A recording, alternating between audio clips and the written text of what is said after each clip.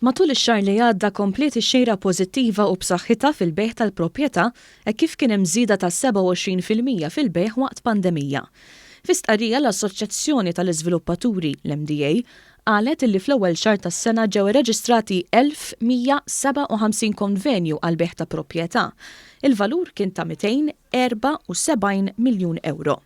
L-MDA qalet li dan huwa rekord ġdid għal bejħ tal-proprjetà għaliex meta mqabbel ma' Jannar ta' sentejn ilu kien hemm żieda ta' 174 konvenju u żieda wkoll ta' 59 miljun euro fuq il-valur tal-proprjetà mibjuwa. Brabta ma' dawn ix-xejriet pożittivi, il-Prim Ministru Robert Abela qal li fuq medda ta' 8 xhur mindu ħabbar il-pjan ta' riġenerazzjoni ekonomika fejn kien hemm numru ta' inċentivi għax-xirrejja tal-proprjetà, ġew firmati kważi 11,000 konvenju ta' proprjetà. Sa li bħala medja kuljum saru tranzazzjonijiet ta' 10 miljun euro fuq proprjetà.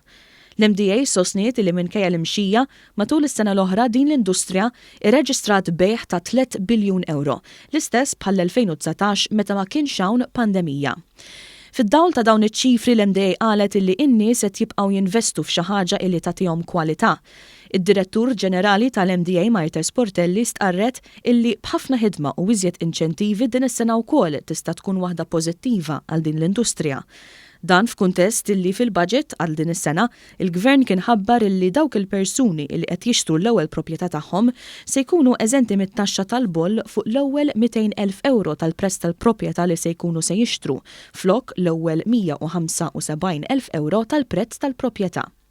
Hawnhekk l-MDA appellat lill-Gvern biex iżomm dan l-inċentiv. Portelli sostniet li din l-assoċjazzjoni hija impenjata li tagħmel iżjed proposti tanġibbli u konkreti biex ikollna infrastruttura favur l-ambjent ta' kwalità aktar għolja u sostenibbli.